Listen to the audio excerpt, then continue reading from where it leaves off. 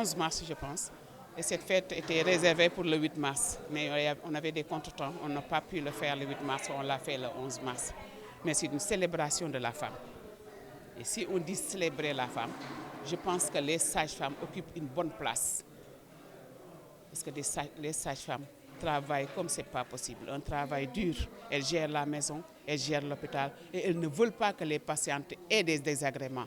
Nous voulons que toute femme qui vienne pour accoucher, accouche en paix, préserve sa santé et sa vie, et la santé de son enfant et la vie de son enfant. Tous les désagréments qui arrivent au cours de l'accouchement, nous, on le déplorons nous d'abord. Et en général, quand il y a un décès, c'est la sage-femme qui pleure la première. Et nous ne voulons plus que ça se répète. Et à chaque fois, c'est ce qu'on fait. Les morts-nés, on n'en veut plus. On veut une santé moderne, une santé qui donne la gaieté. Parce que la femme est venue pour accoucher, donner la vie. Nous voulons qu'elle reste en vie et qu'elle soit heureuse avec son enfant. Ce qui reste à faire, peut-être, c'est la communication. Parfois, ça blesse un peu. Mais ce n'est rien d'autre que la pression du travail. Quand une sage-femme doit faire le boulot de 5 ou 10 sages-femmes, elle est sous pression, elle a peur, elle est stressée, elle ne veut pas avoir de décès dans sa garde, elle ne veut pas avoir de désagréments dans sa garde. Parce que tout ce qui va se passer dans la garde, le compte rendu, c'est le lendemain. Donc elle est sous pression, parfois elle a tendance à donner des réponses courtes, parfois elle a tendance à ne pas répondre même aux questions et aux appels. Ce n'est rien du tout, nous ne voulons pas ça. Nous voulons que tout le monde soit en paix. Nous voulons travailler dans la paix et le bonheur de tout le monde. C'est pourquoi nous présentons quand même nos excuses à tous ceux qui ont eu des examens à l'hôpital, mais ce n'est pas ce que nous voulons.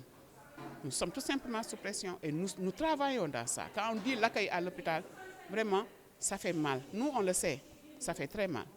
Le fait d'être malade et d'être mal accueilli. Mais on est en train de travailler dessus. Nous ne voulons pas que les gens viennent à l'hôpital pour avoir des examens.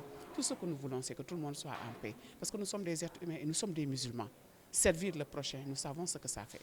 C'est ce que Dieu veut, c'est ce que le prophète Mohammed veut, c'est ce que Serigne Touba veut dans sa ville.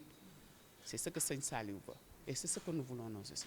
En tout cas, on travaille dessus, on veut que tout le monde soit heureux en allant à l'hôpital, même avoir envie d'aller à l'hôpital. Parce qu'à chaque fois on a des problèmes, on doit se rendre à l'hôpital. Nous exhortons quand même toutes les femmes à se présenter à chaque fois quand il y a des problèmes. Et l'accueil sera quand même amélioré et réservé quand même, Inch'Allah. Nous vous remercions. Merci beaucoup. Nous étions aujourd'hui avec l'Amicale des femmes pour célébrer la journée de la femme. Et notre compréhension, c'est que la femme est le moyen le plus essentiel de la société. C'est elle qui, au-delà de gérer la famille, abat un important travail dans son lieu de préoccupation. Et aujourd'hui, comme à l'instar des autres années, il nous fallait célébrer la femme et les rendre un hommage appuyé. Ça nous a permis également de célébrer une d'entre elles, Madame Niane, maîtresse sage-femme, qui a fait plus de 20 ans au niveau de l'hôpital et à qui nous devions aujourd'hui des remerciements appuyés pour tout ce qu'elle a fait pour l'hôpital et pour les patients.